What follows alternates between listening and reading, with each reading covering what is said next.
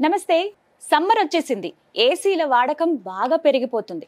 అయితే మనలో చాలా మందికి ఏసీని అసలు ఎలా వాడాలో తెలియదండి. ఇది మాత్రం నిజం. ఎందుకు అనంటే మెయింటెనెన్స్ సరిగ్గా రాకో ఏసీ పాడైపోతూ ఉంటుంది, సరిగ్గా రూమ్ కూల్ అవ్వలేదని ఇలా ఎప్పటికప్పుడు టెక్నీషియన్లు పిలుస్తుంటాం. మళ్ళీ ఏదో ఒక ప్రాబ్లం. అంటే కొద్దిగైనా మనకు ఆ ఏసీ పట్ల అవగాహన ఉండాల్సిందే. ఇంకొకటి ఏంటంటే ఏసీ వాడితే కరెంటు బిల్లు బాగా వచ్చేస్తుంది అని అంటారు. కానీ కొంతమంది ఏమో పవర్ని సేవ్ చేసుకోవచ్చు అంటారు. అసలు ఇవన్నీ ఎలా సాధ్యం?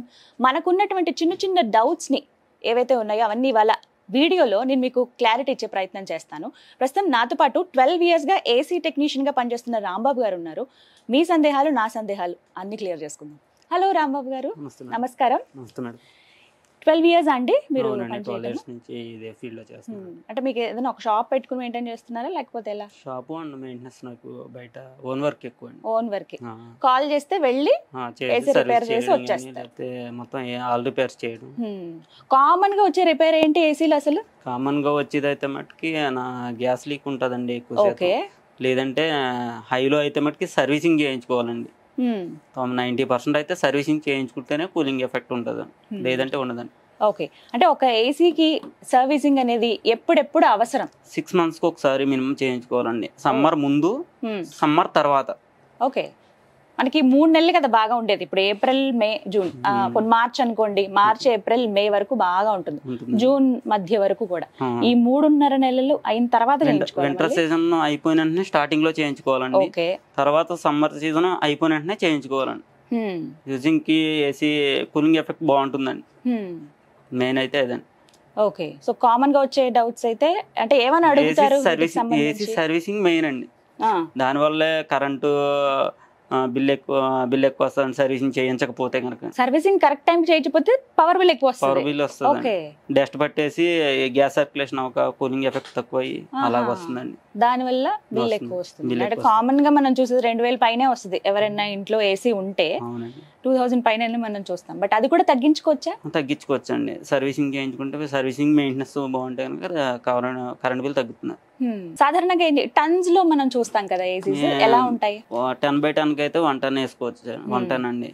దానికి 10 రూమ్ విడ్త్, అది రూమ్ బట్టి అయితే 1 ton 1.5 అండి. స్పిరిట్ ఏసీస్ 210 ఇలా ఉంటది.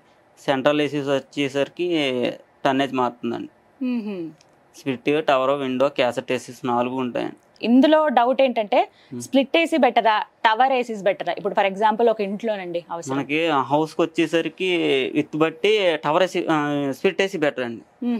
కమర్షియల్ హాల్స్ కానీ వాటిలోకి అయితే మటుకి ఫంక్షన్ హాల్స్ కానీ టవర్ ఏసీ బెటర్ అండి. టవర్, క్యాసెట్ ఏసీ అండి. ఇప్పుడు పెద్ద హాల్ ఉందనుకోండి, కమర్షియల్ ప్లేస్, ఇప్పుడు మీరు అన్నారు ఒక ఫంక్షన్ హాల్ ఏదో అని, అక్కడ ఏవి బెటర్ అండి చాయిస్? ఫంక్షన్ హాల్ కి అయితే కనుక క్యాసెట్ ఏసీ బెటర్ అండి. స్క్వేర్ టైప్ వస్తుంది. అంటే ఎలా ఉంటుంది? 4 పలుకులు కూడా వస్తుంది అండి. స్క్వేర్ టైప్ 4 వైపులా ఎయిర్ వస్తుంది అండి. అదైతే అదైతే టవర్ ఏసీ అయితే మట్టుకి 1 సైడ్ వస్తుందండి. ఓన్లీ టవర్ అంటే పెట్టిదండి, నిలబెట్టింది. అవును. అదైతే మటుకి అదైనా ఇదైనా సరే కూలింగ్ ఎఫెక్ట్ టన్నేజ్ బట్టే ఉంటుందండి. అది కూడా అంటే ఆ రూమ్ ఎంత ఉంది అనే దాన్ని బట్టి ఉంటుంది అంతే.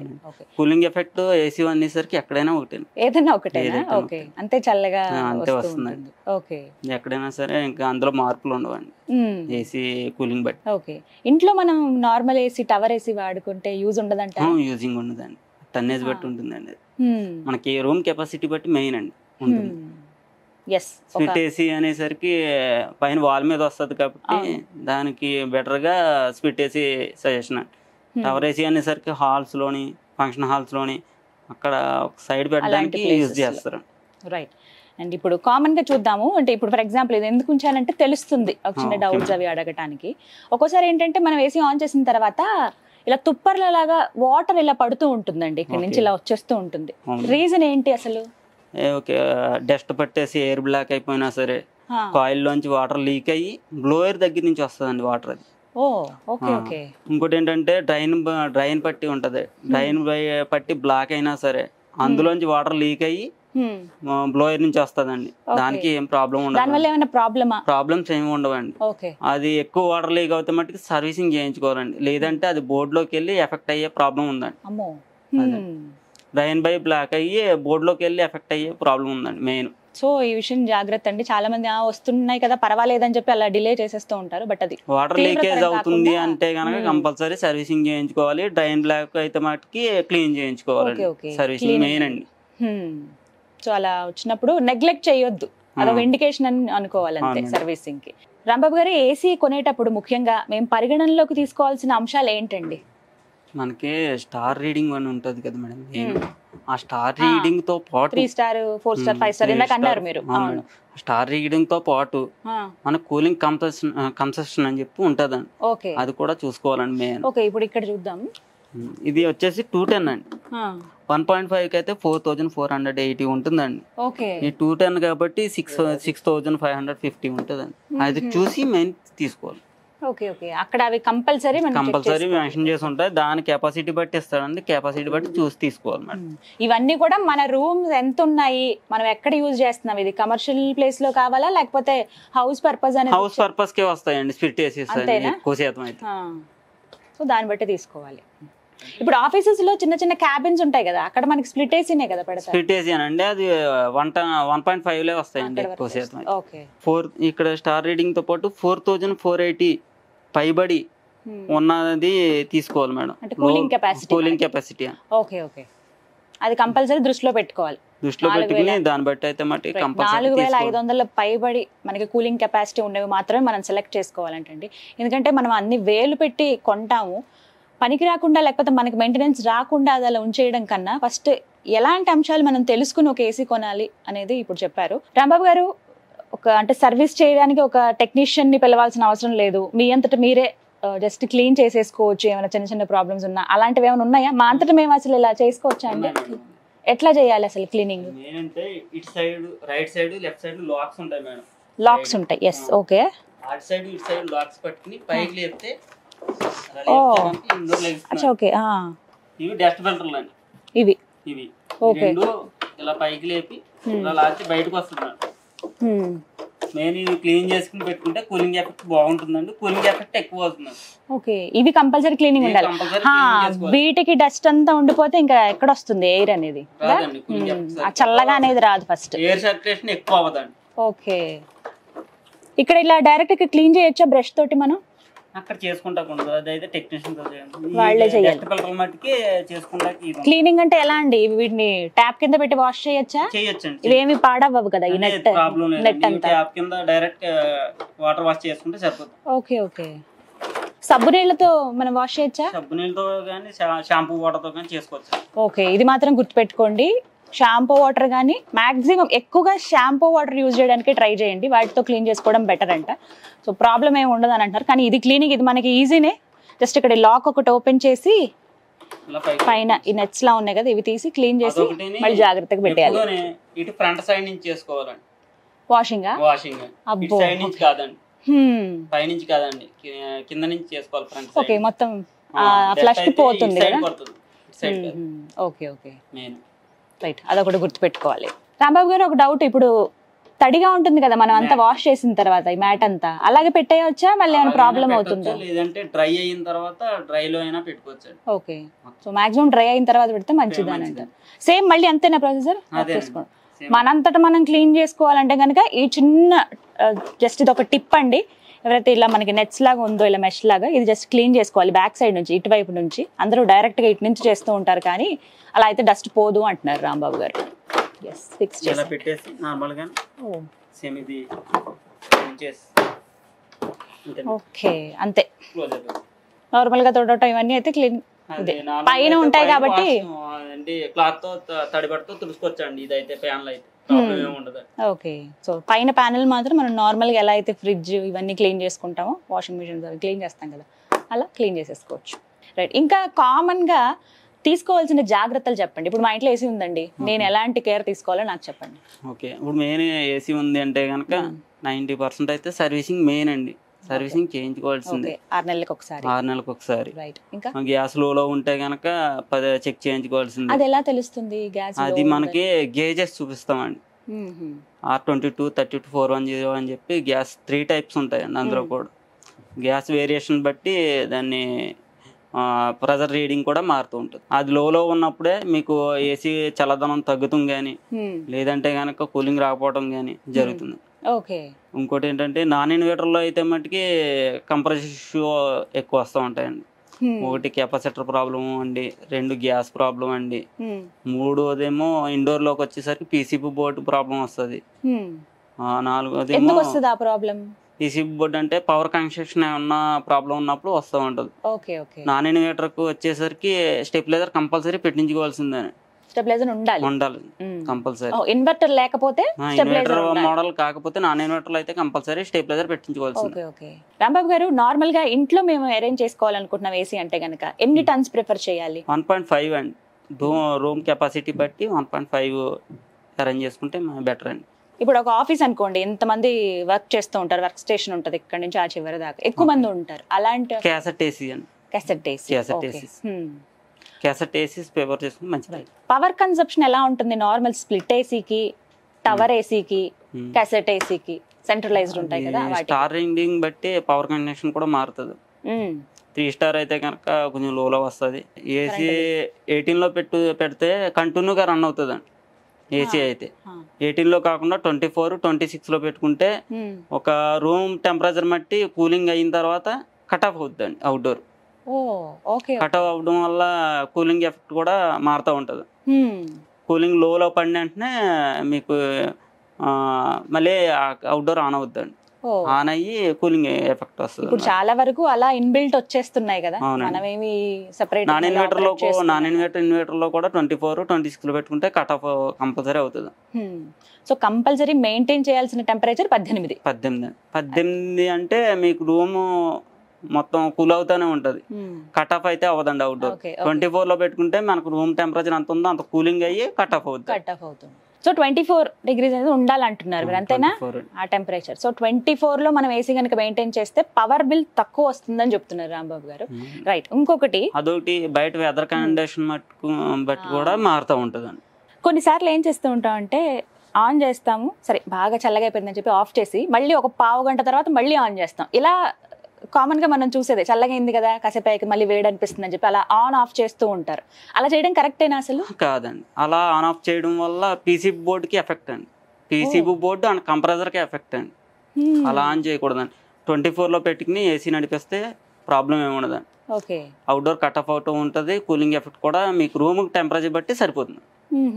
సో అలా ఆపి ఆన్ చేయడం, అలా ఆన్ ఆఫ్ చేయడం మంచిది కాదండి. Okay, fine. అండ్ ఇంకో కామన్ డౌట్ ఏంటంటే, నేను విన్నాను ఒక దగ్గర, ఇది ఎంతవరకు నిజమో మీరు చెప్పండి, ఏసీ ఉన్న రూమ్ లో బీరువా పెట్టొద్దు అని అంటారు, నిజమేనా?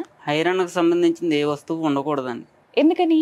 ఎందుకంటే మెయిన్ అది ఐరన్ కి తీసుకున్న తర్వాత కూలింగ్ ఎఫెక్ట్ వస్తుందండి బయటికి. మొత్తం ఆ బీరువా లాగేసుకుంటుందా?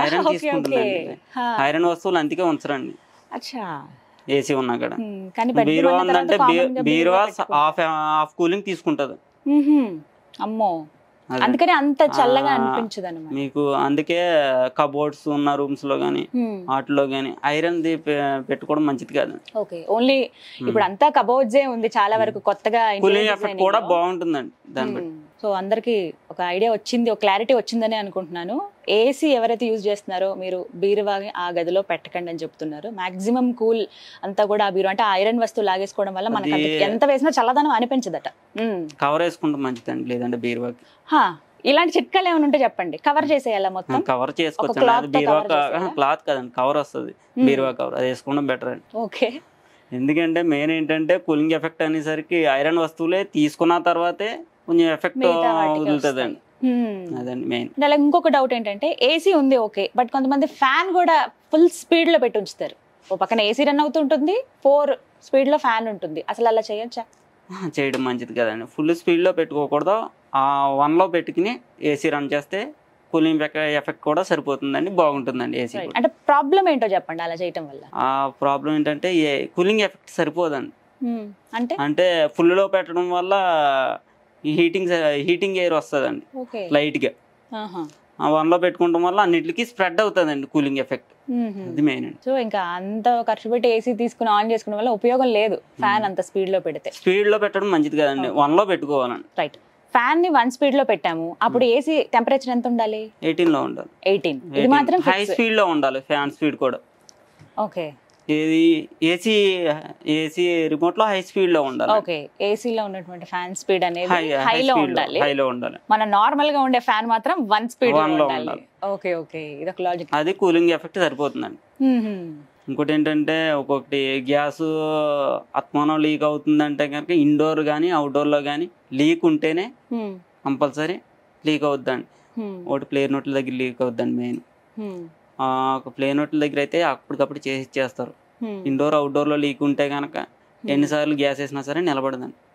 మెయిన్ కంపల్సరీ 2 రిమూవ్ చేసి తీసుకెళ్లి చేయించుకుని వచ్చి చేయవలసిందే. ఓకే. కొన్ని సార్లు ఇండికేషన్ కూడా సరిగ్గా కనపడదు మనకి, నెంబర్ అంటే ఎంత టెంపరేచర్ ఉందని. ఇవి దేనికి? అది బోర్డులో డిస్ప్లే ప్రాబ్లం ఉంటే కనుక ఇండికేషన్ కనపడదండి. దానివల్ల కూడా ఏం ప్రాబ్లం ఉండదు మేడం. మనకు తెలుస్తుంది, రిమోట్ లో తెలుస్తుంది కానీ ఇండికేషన్ లో కనపడదు. అది బోర్డు లో లైట్ బ్లింక్ అవుతే బ్లింక్ అయితే ప్రాబ్లం వస్తుంది. ఓకే. కొన్ని కమర్షియల్ ప్లేసెస్ లో ఏంటంటే డైరెక్ట్ కనెక్షన్ స్విచ్ లాగా ఇచ్చేస్తారు, ఇంకా రిమోట్ అవేమి ఉండవు, వాటికి డైరెక్ట్ కలిపేస్తారు మేడం. అదైతే ప్రాబ్లం ఏమి ఉండదండి. రిమోట్ లో ఆఫ్ చేసి ఆన్ చేస్తూ ఉంటారు కదండి, ప్రాబ్లం ఏమి ఉండదు. ఇంకొకటి ఏంటంటే నేను ఒక దగ్గర చదివాను, గ్యాస్ లీక్ అయ్యి ఇట్లా అది చాలా ప్రమాదం అయ్యింది ఏసీ నుంచి అని చెప్పారు. అంటే మనం నిద్రపోయే టైంలో అలా ఏమైనా జరుగుతుందా? తెలియదు కదా ఆ టైంలో. అవును మేడం, అవును. ఏసీ రన్నింగ్ లో ఉన్నప్పుడు అయితే మటుకు గ్యాస్ లీక్ అవడం అన్నది జరగదండి. మీరు నార్మల్ గా ఏది సజెస్ట్ చేస్తారు? టవర్ ఏసీలు బెటర్ అంటారా, ఇలా స్ప్లిట్ ఏసీస్ బెటర్ అండి? ఇవే బెటరా అన్నిటితో కంపేర్ చేస్తే? ఎందుకని?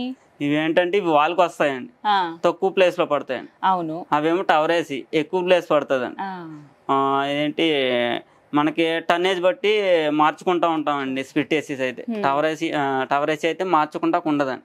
అందుకు స్ప్లిట్ ఏసీసే ఎక్కువ ప్రిఫర్ చేస్తూ ఉంటాం. ఎక్కువ యూస్ చేస్తారు. అంటే టవర్ ఏసీస్ అయితే ఎక్కడికంటే అక్కడికి కంఫర్టబుల్ గా తీసుకెళ్ళొచ్చు కదా, ఏ రూమ్ కంటే? లేదు మేడం, లేదు, తీసుకెళ్తా ఉండదా. సేమ్ స్ప్లిట్ ఏసీ ఎలా ఉందో టవర్ ఏసీ కూడా పైపింగ్ అలాగే వస్తుందండి. ఓకే, అలా ఫిక్స్ చేసి ఉంచేయాలి.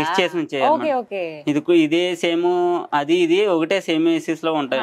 అండ్ ఇంకొకటి కామన్ గా డౌట్ నాకు, అదైతే ఏసీ వాల్ కి వస్తుంది, ఇదైతే కనుక నిలబెడతారండి టవర్ ఏసీ. ఇప్పుడు ఈ మధ్యలో మూవబుల్ ఏసీలు వచ్చినాయి. మూవబుల్ ఏసీస్ అవైతే కనుక ఎక్కడికైనా మూవ్ చేసుకోవచ్చు. కూలింగ్ ఎఫెక్ట్ కూడా మామూలుగా నార్మల్ గానే ఉంటుంది. రన్నింగ్ లో ఉన్నాయి మేడం, వాడుతున్నారు మేడం. ఓకే. అండ్ ఇంకొక డౌట్ అండి, విండో ఏసీస్ ఉంటాయి కదా, అండ్ అలాగే ఈ స్ప్లిట్ ఏసీ. అవును మేడం. విండో ఏసీ కన్నా ఈ ఏసీ డిఫరెన్స్ చూసుకుంటే దానివల్ల చాలా కరెంట్ బిల్ వస్తుంది అని అంటారు విండో ఏసీల వల్ల. రీజన్ ఏంటి? ఓల్డ్ మోడల్ అయితే మట్టుకి కంప్రెసర్ ఇష్యూ వల్ల కరెంట్ బిల్ వస్తుంది. న్యూ మోడల్ లో అలా లేదు మేడం. అది స్టార్టింగ్ వల్ల కూడా current bill up and down అవుతూ ఉంటుంది. పాతకాలం విండో ఏసీలు అయితే పవర్ ఎక్కువ, ఓల్డ్ అయితే కనుక పవర్ ఎక్కువ వస్తుంది. సో కొత్తవి అయితే అలా లేదండి. స్ప్లిట్ ఏసీస్ కి ఏం ఇస్తాడో కంప్రెసర్, విండో ఏసీ కూడా అదే ఇస్తాడు. రైట్. రాంబాబు గారు, ఒక ఏసీ తీసుకోవాలనుకుంటున్నాం వెళ్ళి ఇప్పుడు షోరూమ్ లో. సో ఫస్ట్ మేము ఆలోచించాల్సినవి, చూడవలసినవి ఏంటి, ఏవేవి పరిగణనలోకి తీసుకోవాలి? మనం రూమ్ కెపాసిటీ ఎంత ఉందో ముందు మేము చూసుకోవాలి మేడం. ఓకే. స్టార్టింగ్ 1.5 3 స్టార్ తీసుకోవచ్చు అండి. లేదు అనుకుంటే 5 స్టార్ తీసుకోవచ్చు. 3 స్టార్ 5 స్టార్ వల్ల పవర్ కన్సంప్షన్ తగ్గుతుంది. 5 స్టార్ వల్ల పవర్ తక్కువ తీసుకుంటది. ఓకే. 3 స్టార్ వల్ల ఒక 5% ఎక్కువ తీసుకుంటది, అంతే ప్రాబ్లం అండి. అంతకుమించి ప్రాబ్లం లేదు మేడం. ఓకే. ఇవైతే మనం ఫస్ట్ మన రూమ్ ఎంత ఉంది, కెపాసిటీ బట్టి మినిమం అయితే కనుక 1.5 సజెషన్ చేయాలండి. ఏసీలో అయితే 110 తీసుకున్నా సరే ఓన్లీ నార్మల్ ఫ్యాన్ లాగా యూజ్ అవుతుంది అండి. అది కూడా అంతేనండి, అంతకు మించి యూజ్ అవ్వదండి. ఉండే కొద్ది ప్రాబ్లమ్స్ కూడా 110 ఎక్కువ వస్తుంది, 1.5 లోలో వస్తుంది. ఈ 12 years లో మీకు ఏదన్నా ఒక ఎక్స్పీరియన్స్ ఉందా ఈ ఏసీ రిపేరింగ్ లో? అమ్మో ఇంత దారుణంగా ఉంది దారుణంగా అంటే చాలా తగిలినాయి మేడం. అంటే ఎలాంటివి? గ్యాస్ లీక్ కూడా క్యాప్లరీ బ్లాక్ అవడం, లేదంటే కెపాసిటర్ దగ్గర ప్రాబ్లమ్స్ ఉండడం, వైరింగ్ కాలిపోవడం, ఇవన్నీ చాలా. మీకు ఏం జరగలేదు కదా? మాకైతే ఏం జరగలేదు, కానీ ఇవన్నీ చాలా ఫేస్ చేసేవాడిని నేను ఎక్స్పీరియన్స్ బట్టి. అప్పటి నుంచి ఇంక ఇదే మీరేం జస్ట్ కాల్ చేస్తే వెళ్ళి రిపేర్ చేసి ఏ ఏరియాస్ కి వెళ్తారు? ఏ ఏరియా అయినా హైదరాబాద్ వెళ్ళి చేసి ఎక్కడైనా సరే వెళ్తారా? ఓకే. 2 నిమిషాల్లో ఉంటారా? 2 నిమిషాలు అంటే కష్టం మేడం, టైం ఇస్తాం. ఈ రోజు అవ్వకపోతే రేపండి. రిపేర్ అంటే రోజుల తరబడి పట్టేది ఏమన్నా ఉందా ఇందులో? ఉంటది మేడం. ఏంటిది? ఒకటి కాయిల్ రిపేర్ ఒకటి వచ్చేసరికి 1 డే కానీ 3 days నుంచి 3 days పట్టొచ్చు, లేకపోతే 5 days పట్టొచ్చు అండి. 5 రోజులు పడుతుంది. 5 రోజులు పడుతుందండి. ఒకటి బోర్డు ప్రాబ్లం ఉన్నా సరే 1 డే నుంచి 5 డేస్ కూడా తీసుకుంటామండి టైం అండి. Thank you so much Rambabu గారు. సో చూసారు కదండి, ఏసీ వాడేవాళ్ళు ఖచ్చితంగా ఇప్పుడు మేము ఈ వీడియోలో చెప్పినటువంటి టిప్స్ డెఫినెట్గా ఫాలో అవ్వండి. ఎందుకంటే చిన్న చిన్నవేవి ఈజీగా ఎలా మనం మెయింటైన్ చేసుకోవచ్చు. ఈ క్లీనింగ్ అన్నీ కూడా అంటే టెక్నీషియన్ని పిలిచి జస్ట్ ఈ క్లీనింగ్కి వాళ్ళని పిలిచి మనం వెయిట్ చేయాల్సిన అవసరం లేదు. మనంతట మనమే క్లీన్ చేసుకోవచ్చు. సర్వీసింగ్ మాత్రం ఎవ్రీ 6 monthsకి చేయించుకోవాలంటే సమ్మర్ వస్తుంది అనగా ముందుగానే మనం సర్వీస్ చేసి పెట్టుకోవాలి. ఆ తర్వాత మళ్ళీ సమ్మర్ అయిపోయిన తర్వాత ఈ విధంగా చేస్తే కొంచెం ఎక్కువ రోజులు లాంగ్ లాస్ట్ ఉంటుందన్నమాట.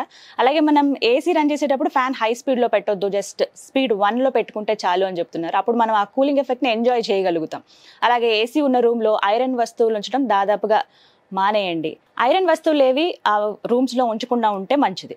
అండ్ అలాగే దీంతో పాటుగా అంటే మనం ఏ పర్పస్లో తీసుకుంటున్నాం, ఇంట్లో కావాలనుకుంటున్నావా లేకపోతే ఆఫీస్ పర్పస్లోనా అంటే కమర్షియల్ స్పేసెస్లో అనేది మనం ఒక్కసారి ఏసీ కొనడానికి వెళ్లే ముందే మన రూమ్ విడ్త్ లెంత్ ఎంత ఉన్నాయి అనేది వాళ్ళకి చెప్తే దాన్ని బట్టి వాళ్ళు ఎక్స్ప్లెయిన్ చేస్తారు ఏవి తీసుకుంటే బెటర్ అని చెప్తారు. ఈ స్టార్స్ విషయంలో మీరు పడి మిగతావన్నీ కరెక్ట్గా అంచనా వేసుకోకుండా చూడకుండా మాత్రం మోసపోవద్దు. ఇవన్నీ పరిగణనలో తీసుకుని మీరు కనుక ఏసీ తీసుకుని మెయింటైన్ చేయగలిగితే హ్యాపీగా ఈ సమ్మర్లో చిల్ అయిపోవచ్చు. మీకు ఒక అవగాహన కల్పించాలని భావిస్తున్నాను. మరో యూస్ఫుల్ అండ్ ఇన్ఫర్మేటివ్ వీడియోతో మళ్ళీ మీ ముందుకు వస్తాను. This is Geetanjali signing off. నమస్తే.